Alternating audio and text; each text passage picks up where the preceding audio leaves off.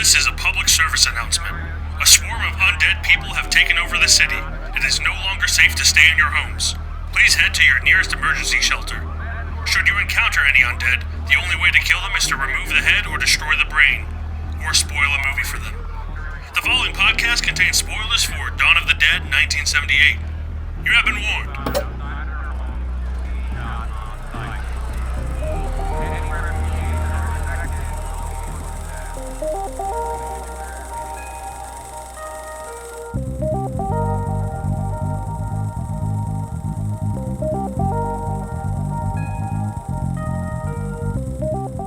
What's up, everybody, and welcome back to another episode of KFR News Radio. This is your host, Glen Button, along with your host, Miguel Magusto.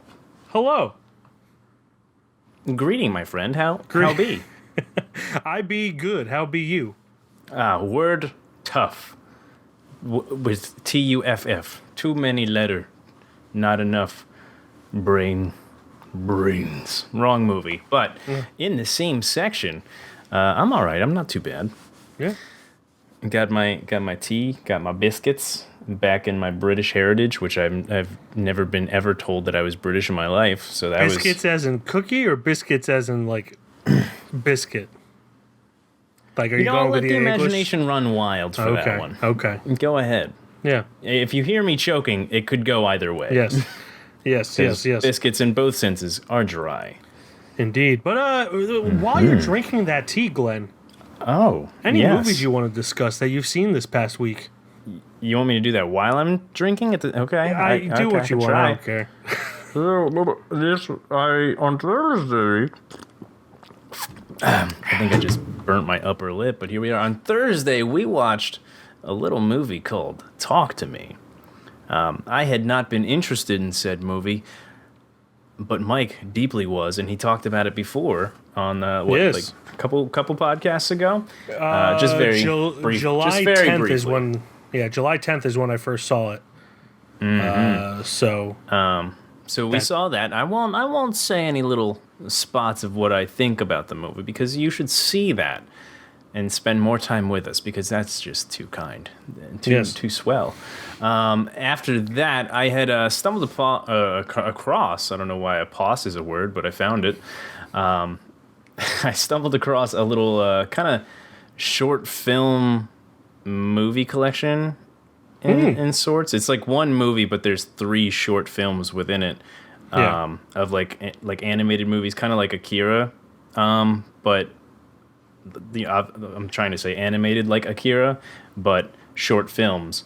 Because I had saw a little snippet of a video of the one called Magnetic Rose, and the plot seemed really cool, so I wanted to take a gander at that, and it was, so that was nice. Yeah. And seeing like the 90s animation back then of just of basically anime, obviously, it's I miss it. I miss the style. Not everything has to be so shiny like it is today, but it is what it is. That's okay. I have 2 more to still watch. I got like halfway through the second one, which is called Stink Bomb, I think. That was interesting so far, but everybody just smells the air and they're like, well, that's fucking gross, and then falls over. But after that, I had watched Dawn of the Dead, which we shall get into very briefly. But Mike, you got to tell me. You gotta tell me. There's like a noise. I can't tell if it's in my house or outside. I'm pretty sure it's outside, but anyway. Well, that's spooky. I might be dead by the end of this. Who knows? Oh. It might be the zombie swarm coming to get me. Yes. I saw quite a few movies. I thought it was a light week, but I ended up seeing 9, it looks like. Damn. Most of them were or about half of them were rewatches. First, I rewatched Barbie because I had my mom watch my baby boy, my child. Oh, the child. So I had time to kill, but not enough time to rewatch Oppenheimer. So I rewatched Barbie.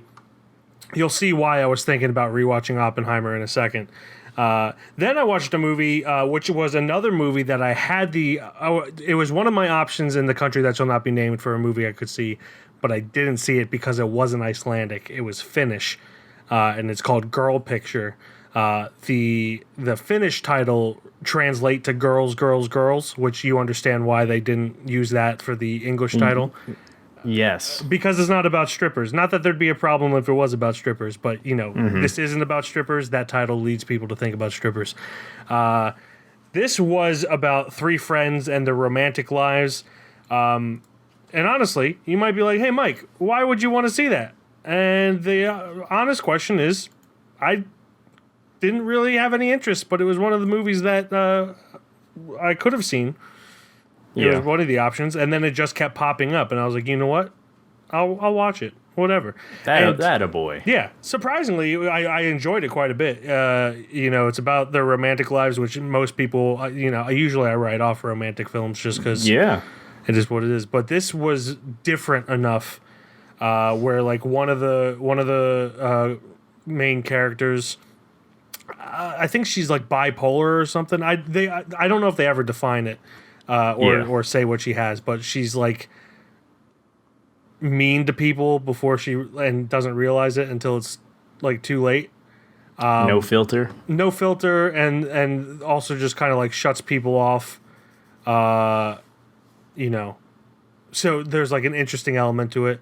Then one of the girls is a European titled figure skater, like she's a really good figure skater. And then the other girl is, I believe she's asexual. Again, they don't define it, but just by what I observed, it seems like she's asexual, but she's trying not to be asexual. So it was just an interesting dynamic. Yeah, I highly suggest people check it out. I was surprised that I enjoyed it as much as I did. Then I rewatched Asteroid City because I had to know where it lied now that I've seen Barbie. And Oppenheimer, where it lied. And funnily enough, after I watched Barbie for the second time, it got knocked down a half a star for me. I was going to say, I saw that today, and a little man inside my body cried.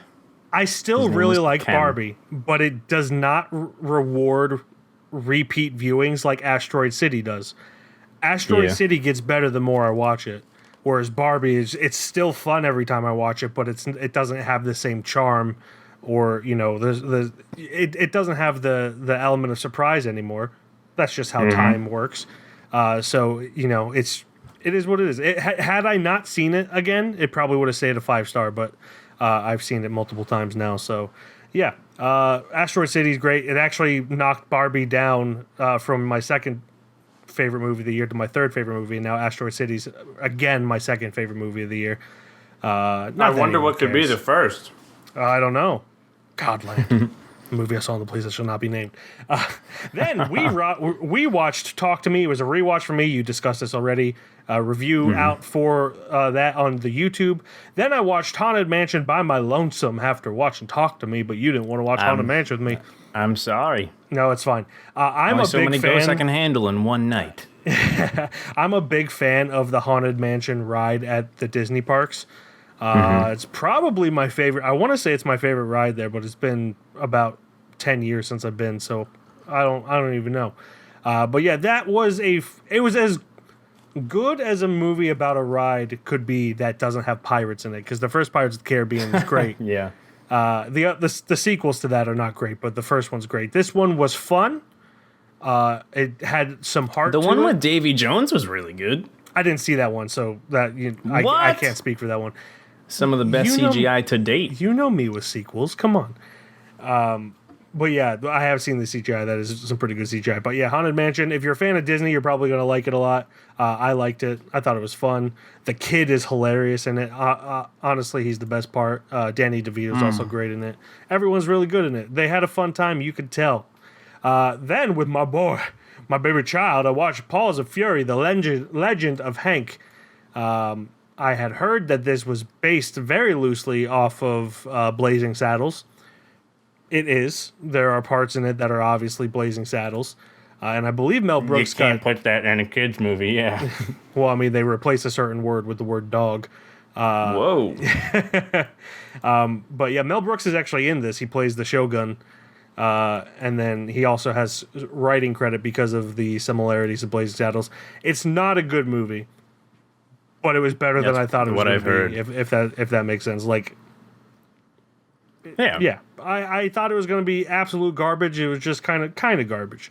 So yeah. Then I rewatched Barbie for a third time because Caitlin and I had a rare date, and she wanted to see that 3 times in a row. But you gave it a 4.5. Hey, it didn't go down from a 4.5 after the third watch. So all right, consider yourself lucky.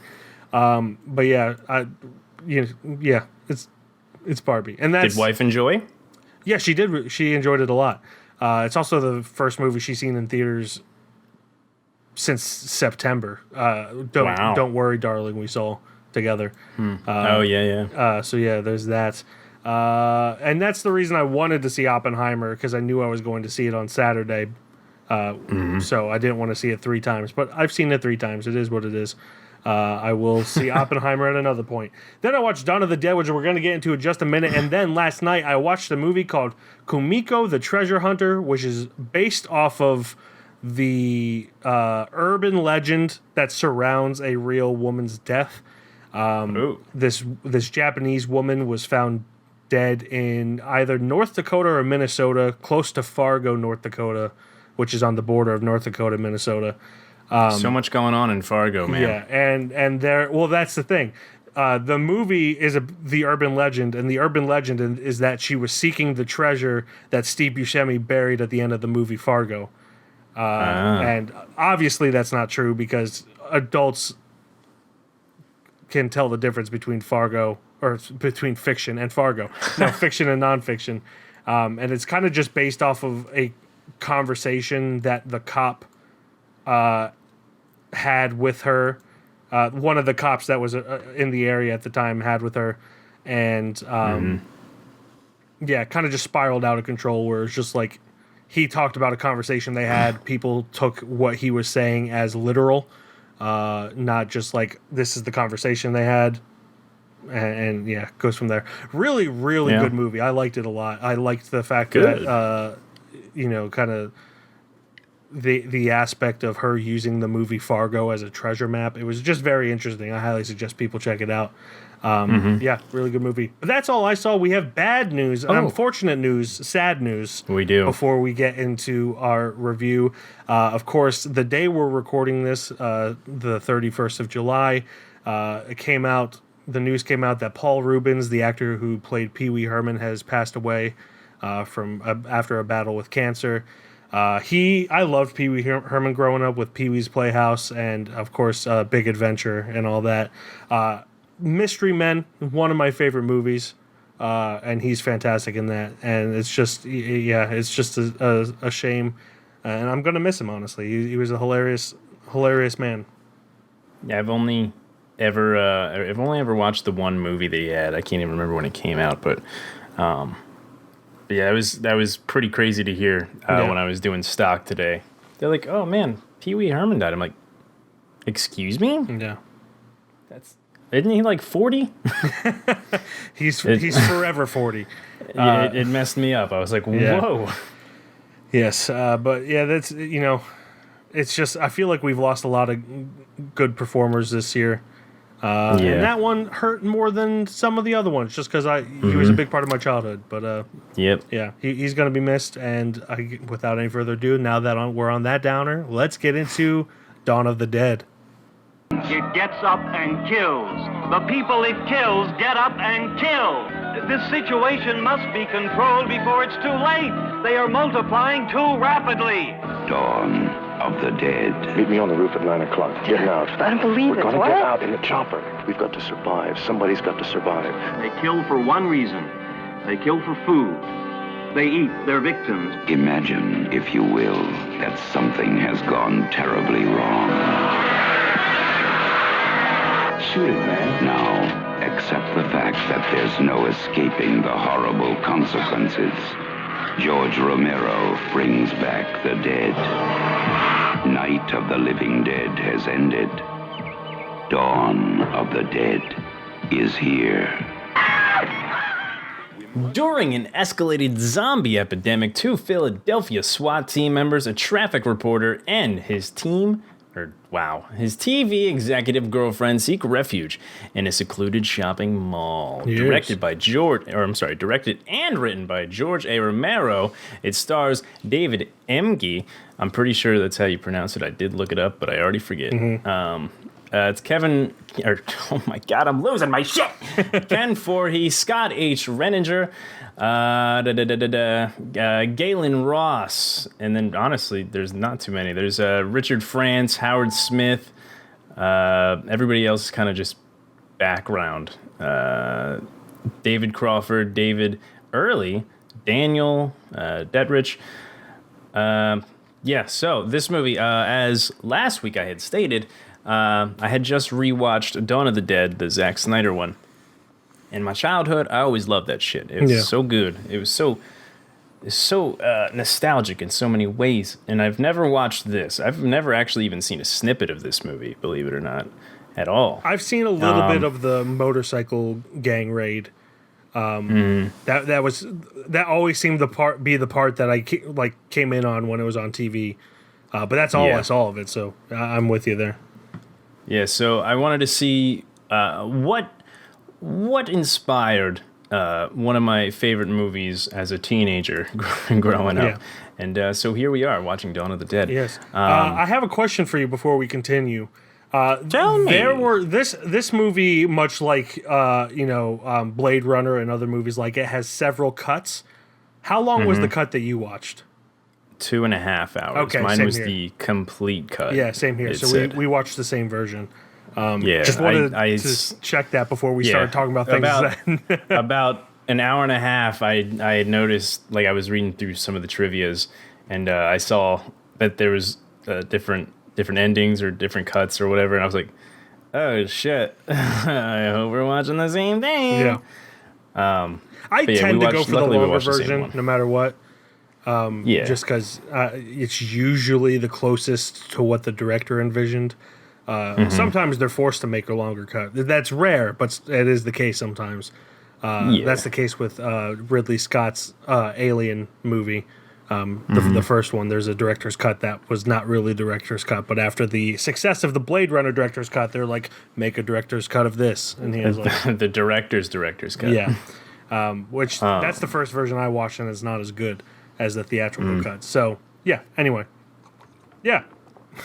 The closest I had ever been to watching this movie, honestly, was between the Zack Snyder one and a little game called Dead Rising, which takes full inspiration from this movie. You could tell by just so many different things. The way the mall's laid out, all the different stores that are in the mall, and just all the different outfits and such.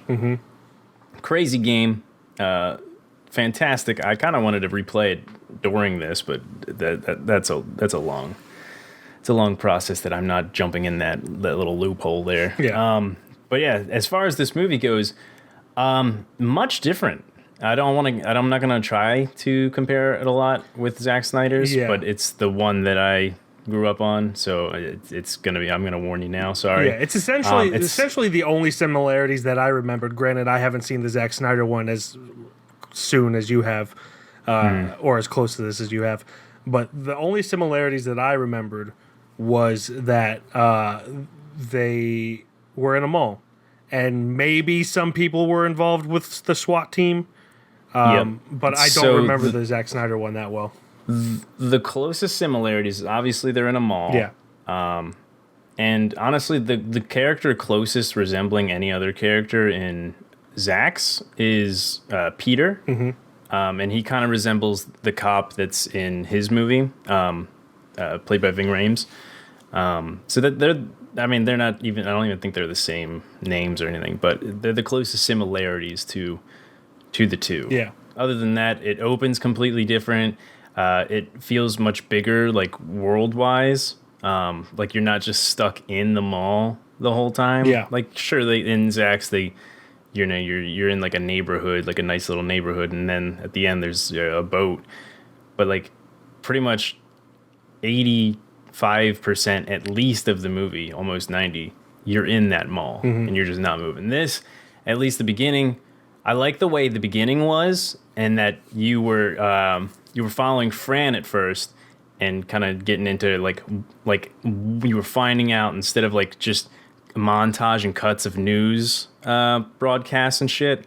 I like that you were on the broadcasting floor with her as it was all. It might have been like a week after like it all started to go down, but you were down there in the broadcasting room as all this is going around with a broadcaster and or like an anchor dude and like a scientist. They're all talking about this shit, and everyone in the newsroom is just like, just fucking throwing Post-its and shit, and they're going nuts. Well, I think it's like shortly after martial law was called.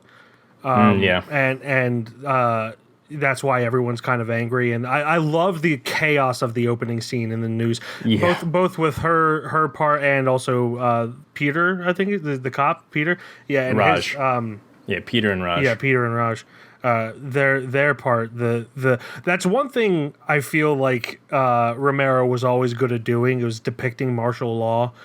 His film The Crazies has a great martial, like the beginnings of martial law sequence, where people are just breaking into, or like officials are breaking into houses and arresting and killing people as they need to, or as they see they need to. Of course, that's where the big morality of it comes in. And but the chaos of the newsroom sequence was just so invigorating that it was the best way to start. If I remember correctly, in the very first scene in the Zack Snyder one is just a normal day, and then the next morning they wake up and the little girl's a zombie and attacks the dad, I want to say. I don't remember too much. Like the husband of the chick whose name I can't remember. But I love how they just jump into it without building anything up. It builds the world before it builds any of the characters. And I think that is something that a lot of films don't do anymore, and I wish they would do more of, because it really just gets you into it at as fast as possible, and then you learn about the characters along the way, and you're introduced to them in great ways, such as Peter killing the one racist cop that's just shooting black people because martial law was declared. Don't forget the Puerto Ricans too. Oh, and the Puerto Ricans. He was very upset about the Puerto Rican guys too. Excuse me. So like it's just it was a great way for Romero to show that, like, at this point in time, bad people are outing themselves as bad people, and good people are remaining good people, and it immediately like builds this tension of you can't trust anyone. And I think that was just great. Sorry, I've been rambling, but I love the beginning of this. I love that it shows, because a lot of zombie movies forget that while other than families and relatives and friends, zombies were people, and even though these cops have no reason to be, in the movie, sympathetic or remorseful, you could tell that killing these people legitimately is haunting them, to the point where one of them actually kills himself within the chaos. And I think that's something that's often forgot, is because like everyone's afraid of strangers to some extent, but then these people who are tasked with killing any zombie that they find, other than the racist one, are just like, man, this sucks. Like, what if they find a cure, then this person's dead or whatever. They have this internal struggle. None of it's ever verbal. It's just internal. And I thought it was great. It was for a horror movie that was made in the height of schlocky horror movies in the 70s. I thought it was great. Oh yeah. I think straight up, like right off the get-go, I think the dynamic between Roger and Peter just was solid from the beginning. Yeah. They were my favorite two for the good hour or so that they were in the movie. Fran, I really liked, because genuinely she wasn't like, she really solidified herself after like they were held up in the mall, and like she like put her foot down that she was not just going to be just some like how they see a woman in their eyes. She wanted to like hold her own, and like her being pregnant didn't like hold her back from anything else. She wanted to be a part of it. And I really gained a lot of respect just from, because it's so easy to just write, basic lady. Yeah. Basic lady screams. It's almost as if that's also, a continuing problem within screenwriters.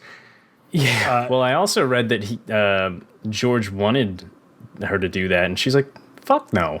Yeah. Galen. She was like, "No, she's a strong, independent woman." I love actresses that do that. First of all, Steven and Francine are completely useless at the beginning of this movie. Oh my god. And of course, grow from there. Yeah. But actresses that stand up, like, I don't want to say stand up to directors, but maybe shine light on a thing that directors might not have seen before. With the movie The Menu, when Anya Taylor-Joy's character, when Nicholas Holt's character is shown to have brought her in, even though he knows that they're all going to die, the director wanted her to just sit there and cry. And she was like, "No, I feel like I'd jump across the fucking table here," and that is such a better scene because of it. It's a shame that actresses have to speak up and be like, "Let's give me some 3-dimensional character here." But I love it when they do, because it's usually right for the film, and it is in this case as well. Yeah, I think the strongest developments for me were Roger and Peter, and then Franny grew into her own really quick. I fucking hated Steven for a good portion of this movie. I'm not gonna lie about it. There's not a moment where I was like, I kind of like that. I liked his outfit in the beginning. It was a little show-offy, but I liked his outfit. But I never liked Steven almost throughout this whole movie. I won't even lie about it. I'm sorry. He was definitely the one I liked the least, but I did start liking him when he became more helpful. But then, that was such a short amount of time before it went from him being helpful to him being stupid and risky.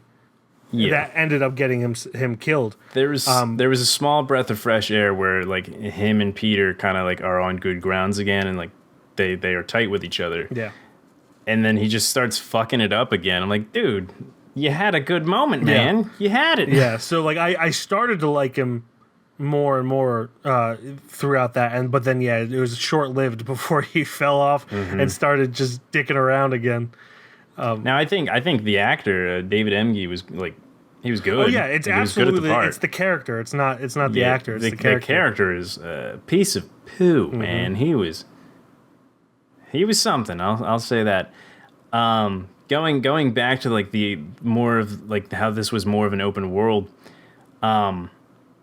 I enjoyed a lot of it, them going and kind of securing up the building with tractor trailers and stuff like that, and seeing Roger slowly lose his mind because whoa, this is so much fucking fun, killing these zombies and shit. Let's go drive a truck, and he started losing his mind a little bit. Yeah. So it kind of got him to develop more as that, not in the best way, but I liked the open world, but I feel like a lot of it lingered too long on being out in the open world where sorry, I'm going to compare again to Zach's. I feel like they were only ever in the mall and then nothing. They were just in the mall. They did their montage of shit you do with the mall, and then they went to the boat.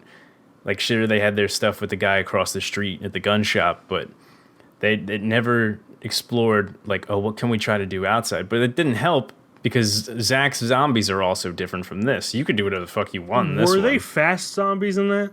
There were no World War Z zombies, but they were much faster. They actually did run. Were they as fast or a little bit slower than 28 Days Later? Because 28 Days Later is what started the fast zombie thing. To be honest, I haven't seen that movie in so long. Okay. I feel like they were probably on the same pace. Yeah, where it was as fast as humans could go. Not like World War Z, where they're otherworldly now. Yeah, no, not that far, but I think definitely on the same pace. And I know if I'm wrong, I'm sorry. Yeah. But I think obviously there's different types of zombies. Ones that will actually put up fights in Zach's, so it's harder to explore outside of the mall. Whereas this, you could juke them and weave them and this push you could them be away from you. Yeah, with this, you got to explore more, but it felt hard to feel risk when Roger escaped death 38 times before it actually happened. Yeah.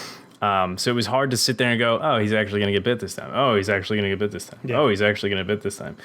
Because it kept happening. where so it was hard seeing like you wish there was like more of a medium between the two. Like George's open world was just too easy, and there's like he spent too much time on doing those things. And then, then again, we did watch the complete cut, so we watched 2.5 hours of said movie. Yeah, I think a lot of it could be cut off in the beginning. Because they fly via helicopter from Philadelphia to around the Pittsburgh area. And then Zach's is just too short of time and not enough going on. Yeah. So it makes it difficult. So I wish there was like a middle ground between the two. Yeah. Zach's zombies, but George's open world as far as that went. I do love my favorite part of the world in this is when they turn on the TV and it's showing that debate that they're having. It's a continued debate where like they're debating whether or not the zombies can be considered human anymore. Because I feel like again nowadays things are dumbed down a lot where they're just like, oh, zombie bad. For every zombie movie, except for maybe I Am Legend, where they find a cure. Every zombie movie in that is like, or I think that might be the director's cut that they find a cure. I don't remember if they find a cure. I think it's definitely the director's cut. But there's that. Well, that's anyway. a whole thing. They most zombie movies do not find a cure. So it's like that is something, especially in the beginning, which this is, people would continue to discuss the morality of killing these people because they might find a cure at some point, and the debate of people being hopeful versus realistic, and that's something that I really miss in modern zombie movies. And the way they did it of showing like that TV, even though it was like very pared down TV, there was still like a world out there. That was the best part of the world building. I do think, like you said, one of my notes was that it made me appreciate how fast they got to the mall in the Zack Snyder one. Again, we're watching the complete cut. I don't know what the theatrical cut was like. But it's just kind of crazy to me with the world they build with this. How there are so many sequences in this where the zombie extras are put in situations that would make me nervous, and they just trust wholeheartedly. Yeah, like cars driving by and shit like that. Cars, trucks driving by really fast by them. I don't know how they did it and if they actually used a real helicopter blade or not, but one zombie gets the top of his head cut off from a helicopter. Yeah. And it's very impressive for the time. And it looks like they just made sure that they got the measurements right. But I know that's insane. That's crazy. So why would they do that? It was probably like a perspective thing, like, and then like they had like a mold on the top of his head and just yanked it as soon as he got to his position or something like that. But it's very impressive regardless. And 100%. And I think the zombie performers, obviously you have some weak ones, but the strong zombie performers in this are very strong. And despite having kind of the worst makeup I've ever seen in a zombie movie. Not to knock on that too hard. I get it. It's a low budget movie, but it's just he also they're Smurfs. In Night of the Dead, everything was black and white in that, and then I guess he just kept it. I was reading the trivia here. He kept it gray, and then of course on film it turned out to be blue. He's like, "Oh, I fucking hated that decision." Yeah, I believe terrible. This was the last one that they were blue. But yeah, it does not look good on color film. Yeah, but the performers did it like really well for what they were doing. I'm sitting here thinking like, of all the malls, like all the malls that are around us now, right? It don't compare to you ever wanting to be in a zombie apocalypse, like a mall in the 70s or 80s. Well, malls nowadays don't have things that can sustain life. Yeah, they're either sure you can go to Annie Ann's or Jake's Wayback or whatever or Shake Shack, but it's not going to hold you very long anymore. The mall that you have a better chance at I'm airports. assuming you went to Exton Square Mall as a kid, right? Yeah, of course. That one is now like, other than Round One and Macy's, I think is the only one still open. Barren Wasteland. It's like 90% urgent cares. Yep. There's a lot of Tux shops, and it's really so it. sad. I went to this glow golf thing where it was like in the old Abercrombie and Fitch, it smelled of stale Axe body spray. There were 54 holes, 37 of which were the exact same. It was the saddest thing ever, and that was the last time I went to that mall, and it makes me sad. Other than Round One, because Round One's dope. Yeah, but I'm pretty sure that American Eagle is still there, but it is not. Yeah, I think the restaurants are still there too. Yeah, those are still there. They're doing. Yeah, but like just the fine. stores, I stopped going as soon as FYE and Suncoast Video closed down. I stopped really going when JCPenney left. I'm assuming Hot Topic's still there. Zoomies is still there. PacSun is still there. Just the basic, like, where people are going to shop. Those are still there. But, it's not what it once was. Not, again, going back to survival, not that when I was a kid, not that they would have been a good time to survive then either, because it's all just clothing shops. But, yeah, crazy, right? Just bonkers. Yeah. The one thing I wasn't too big of a fan of was the bikers. That was just weird. It felt like they were just like, oh, this needs some action. Let's throw the bikers in there. And then it lasted too long. Yeah, I can understand like looters or something, or raiders, or anything like that. But what I was honestly really hoping for was just the dead overrunning the mall and them having to get out. Yeah. I was hoping for that more. I mean, obviously that's kind of a generic ending, but I would have much rather have that than having the bikers. Well, that was just Nazis a weird too. turn. They Nazis, the whole thing. They were like, "Wow, look at my swastika." It was just like, it just seemed like campy because there's that one guy with the sombrero who was checking his blood pressure but got pulled away, and then when he was about to die, went to check his blood pressure. Well, like it took he me went out to of the blood pressure thing as he had zombies around him. That's so there what was I'm like saying. no point for him to do That's that. what He I'm just was saying. like, you know what? I'm gonna die. Let's check it. Rips his arm off. Yeah, it's just you could just feel that they were sitting around being like, what bits could we have? There's so many bits in this. My favorite one though is they had a bunch where like maybe they're like smacking a zombie or something crazy or just something in funny ways. My favorite is when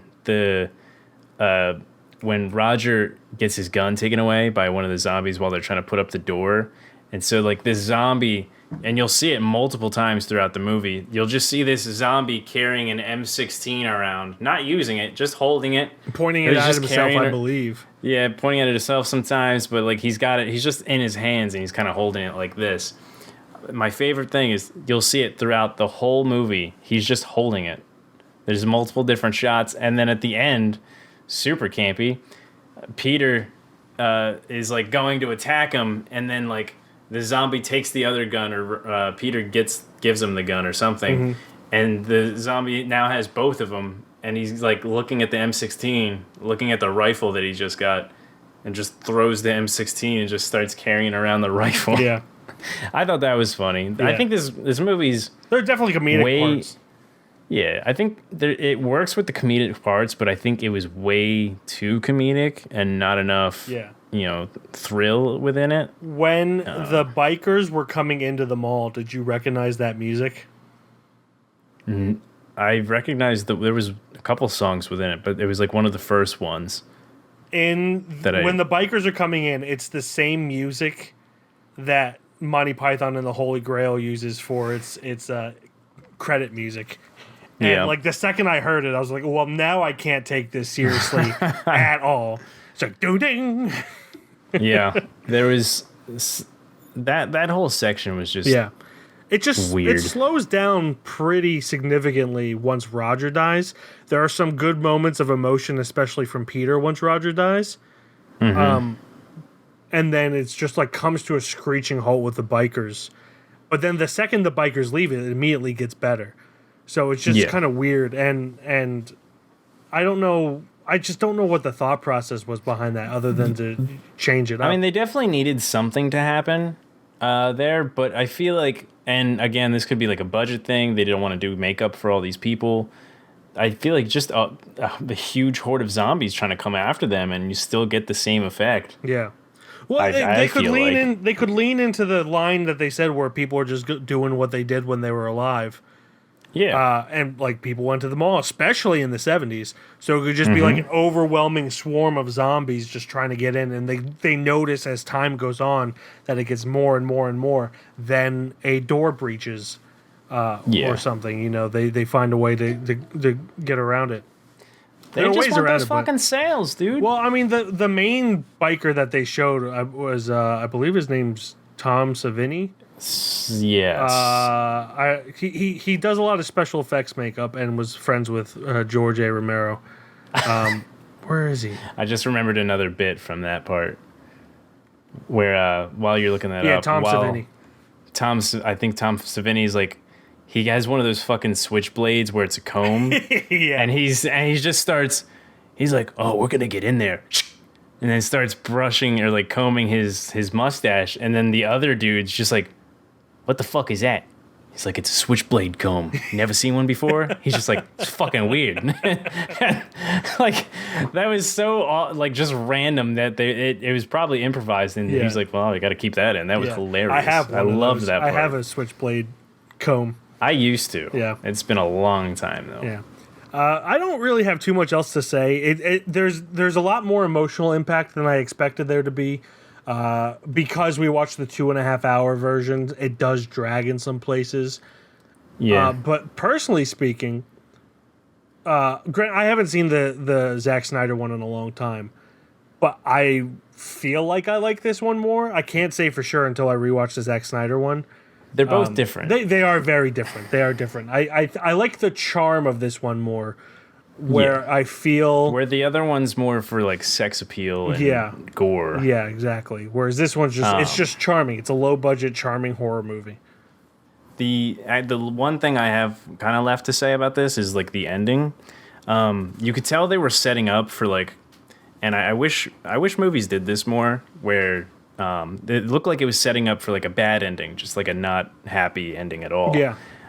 Where zombies. Steven ends up getting infected, turns into a zombie. One of definitely the best zombie walk in that movie. Oh yeah, hands down, that's zombie actually. Period. Well, I thought that they were going to show that he still has some humanity in him because he closed the door. Yeah, like I thought it was going to be like a "I'm still in here" kind of situation, but it wasn't. But no, he went completely the other way. Yeah, I really liked his zombie. He was a great zombie. Yeah. But after that, like he brings like a horde of zombies up to like where they're staying up on the top floor of the mall, and then they're like overrunning their area. Fran gets to the helicopter, and Peter's stuck in the room, and he like puts a gun to his head as soon as the zombies start to break in, and you could tell they were setting up for a bad ending, and then they just didn't go through with it. Yeah, understandable. But it would have been really cool to see that, just how crazy that would have been for an ending in 78. Yeah. Would have been, game changing a little bit. But they go from that, like setting that up, to just going super ham, just super hammy. And like he's doing fucking Peter's doing karate chops on zombies and shit, and he's walking around, he's doing a double kick in the air and shit. Mm-hmm. It got so cheesy really fast, and then the music did not help at all. Yeah. And meanwhile, Fran's just sitting in the helicopter like this. I feel like we really live in the highest point of music scores, because the music scores were really campy up until like the mid or the 90s, really. So like it was setting up like this whole thing is just like a dark ending, and then it just kicks into this campy music, and then like once he gets in the chopper, they're flying away, and then like it's like do do do do. I know that's like the Indiana Jones thing, but it's like do do do do do do do do. It's like all happy, like they just got we just got out of that. That was fucking sick. I hated that. I feel like it would have been better. I understand that they did that. Yeah. But they made it so campy that it didn't feel like it was worth it. I feel like it would have been better if they set up Peter being suicidal earlier. Yeah, as soon as And then Roger, if they also gave him a reason to not go through with it. Yeah, thinking about how Francine now has this child on the way with no man anymore. Yeah. Like anything. Just to make sure that she's okay. Yeah, but it is what it is, I guess. The very last thing I will say is that I thought we were in for a very, very long movie, which we were, but like a feeling long movie, when Peter says that he left a couple of brothers behind, and Francine goes, "Real brothers or street brothers?" Yeah, that was bad. And the way Peter handles that is just so classy. He just kind of smiles, thinking, he just goes, "This dumb bitch," and then goes, "Both." It's just, it was so cringe. It was just like, oh no, I just say that. Oh, Francine, don't be weird, dude. Yeah. But I will say with Zach's on that part, Ving Rhames, he's actively trying to go find like his brothers at first. Yeah. Like he helps them out in the mall, and then he's like, all right, I'm getting the fuck out of here, and then they convince him to stay because the fort that his brothers were at just was overrun, and that's what convinced him to stay. But I like Zach's because Peter never thought about his brothers after that conversation. Yeah, it was never mentioned or anything. I like George A. Romero, but I feel like he forgets a lot of stuff when he writes. Like he'll say things and then just never bring them up again. Granted, I'm not a major connoisseur of his films. But the few that I've seen, I've noticed that he sets things up and then just abandons them. Listen, I'm just very happy he's got very strong black leads in his movies. Yeah. That's what I care about a lot. Absolutely. He's always been, his movies have always fought racism of the time, which was much appreciated. But yeah, I don't really have anything else to say. Neither do I. I think we're solid. So that does it for a review of Dawn of the Dead 1978. That brings us to the judgment. As always, it needs to be unanimous decision whether or not it goes on the KFR shelf for the likes of Apostle and Handmaid and Glen. This was your choice, so you get to go first. Ooh. Does this go on the shelf? I think the thing that's holding this back is a lot of its campy flaws. Mm-hmm. And of course the runtime the one that we watched, the complete cut, maybe overstayed its welcome. I'm curious what the just theatrical one was like, because it was like half an hour shorter. But I think even watching that one, I would still probably say that it overhams itself in a lot of parts, and it's just enough to make me say no. Mm-hmm. I think if you're watching this as a companion to the Zach one, I think it's a good blend of both to watch and be like, oh, there's a movie out there that's perfect with both of these traits. But as each one on its own, I would say no for sure. Yeah. Not that we were reviewing Snyder's, but well, I was going to say that it does go on the shelf. Oh! I agree with everything you said. I feel that it is iconic enough to put on. There are enough elements in this where I'm just, it kind of just took me off guard with how good it worked, for me at least. It inspired a lot of media. Yeah, exactly. There's lots of iconic moments in this and things and yes, it has its camp, but if you hadn't already said no, I would say, well, I'm still saying yes, but it has to be unanimous decision. Sorry, guys. It's all right. I'm a piece of shit. But I am glad that you said that the Zack Snyder version would also not go on, because they are, in my mind, equal, if not this one better. Different, mind you. But that one's a guilty pleasure. Yeah, I'm like pretty sure there's a lot of people who don't. I like that it one. too. James Gunn helped write it, but I feel like this has some of the emotional moments that one misses, and then that one has the flow that this one needs. Yep. But yeah, so I would say yes, but of course it needs to be unanimous. So Dawn of the Dead 1978 does not go on the KFR shelf with the likes of Apostle and Handmaiden. But guess what? That brings us to next week's assignment, and it is streaming roulette week. I feel like we just did this 2 weeks ago. It's got wings. It's flying. It does fly. It's crazy. So for those of you who don't know, of course, every 3 weeks we do streaming roulette, where you spin a very real wheel 3 times, spin it 3 times, and it lands on a movie that is in one of the streaming services we subscribe to, and we pick whichever one of those 3, or we just pick one that's related. It really depends. Something like that. We twisted the rules a little bit last time. A couple times we twisted the rules, but we tried to pick one of the 3 that it lands on. So without any further ado, here comes the first spin.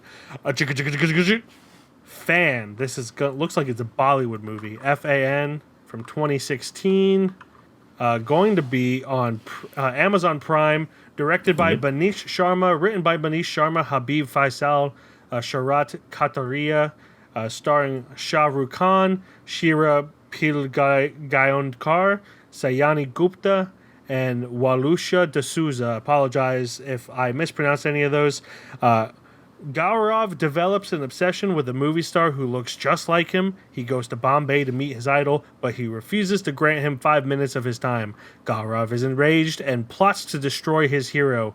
Again, that is on Amazon. 6.9 out of 10 on IMDb. 2 hours, 22 minutes. And yeah, so that is the first one, Fan. Here comes spin number 2. Dear Evan Hansen. Oh, God. I've seen this. I have not. This is on Prime Video with the channel Cinemax. Let's see if it's anywhere else. It's it's just on Max. So should I spin again? Pretty sure it's just on Max. Okay. Which I don't have is HBO Max. Oh, is it? No, it's a Cinemax. It says Max for me. What? Are you Googling? Yep. Okay. And it is on there. Okay. So yeah, Dear Evan Hansen. It's going to be on Max. Directed by Steven Chbosky. Written by Steven Levinson. 2 Stevens spelled differently. 1 PH, 1 V. Whoa.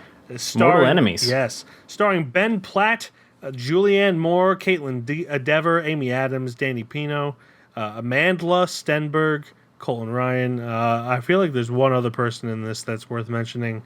But I'm not seeing them. So that we're going to stop there. The film adaptation of the Tony and Grammy Award-winning musical about Evan Hansen, a high school senior with social anxiety disorder and his journey of self-discovery and acceptance after a classmate's suicide. Like we said, that's going to be on Max, and we did not have a long discussion about that. We found that out immediately. Not a peep. Yes, so Dear Evan Hansen is our second choice. Here comes spin number 3. It looks like we have another Bollywood movie, Kapoor and Sons. That's a double O in Kapoor. Yep, I got it. And Sons. All right. It's going to be on Prime and Netflix. Directed by Shakun Batra, written by Shakun Batra, Ayesha Devitre, and Spandin Mishra. Starring Rishi Kapoor, Rajat Kapoor, Ratna Pathak Shah, and Fawad Khan. Fawad Khan, he sounds familiar. Is he in something? Nothing that I've seen. That's at least in the top ones. The story about 2 brothers who visit their dysfunctional family for their grandfather's birthday party. So that is our third spin. So we have Kapoor and Sons, Dear Evan Hansen, and Fan. I was so excited for Street Kings we didn't talk about it all. That was not a spin. That's the first time we just talked about it. That's the first time that realgood.com has failed us. Yeah. Because oh my god. Out of the 3, I'm leaning Fan. Yeah. I have seen Dear Evan Hansen. It's okay, but it's also kind of weird that he's playing a teenager when he's like almost 30. Yeah, no big deal. Yeah. But yeah, that's nitpicking, of course. Fan. Yeah. I just have no interest in seeing it at all. They're all 2 hours, 15 minutes at the least. So, yeah, I guess we're going with fan then. Fan looks like it could be the most fun. Yeah, it out could of be. all of And them. some my only problem with Bollywood movies is that they're long and have random musical breaks that I know is part of the culture, but it's not. Yeah. It's something that irritates me. But I deal with it. There's been some really good ones, like Stree was good. The one that was based on Hamlet that we watched, that the name's escaping me, that was good too. So, Fan is our pick for Fan. next week. That, of course, is going to be on Amazon Prime Video. दूर से तो कच्चे वाले fans ताली हो जाते हैं मैं तो गले लगा के दे के आऊंगा उसको ट्रॉफी जब देखो आर्यन आर्यन आर्यन लगता क्या है तू आर्यन खन्ना का fan Thank you, everyone, for listening and watching. As always, you can check out our website at www.KeystoneFilmReview.com. On Instagram, we are Keystone_Film_Review. Facebook, TikTok, YouTube, Keystone Film Review. And on Letterboxd, I am Mike, KFR. And I'm Glen KFR. And that will do it until next week when we stalk the celebrities that look like us, which for me is Tyler Labine, and for Glenn is the guy from Modern Family. Yep. And now I'm getting older, so I'm going to hear it probably more. I actually haven't heard it in a while. Yes. But I feel like if I shaved my beard, I would get Cam more. yeah. But because I have a I beard, don't know. I really do look like Tyler Labine. Yeah, you significantly do. If he was more overweight and 10, 15 years younger, however much younger he is, or how older he is. No idea. Yeah. Goodbye, everybody. Bye-bye.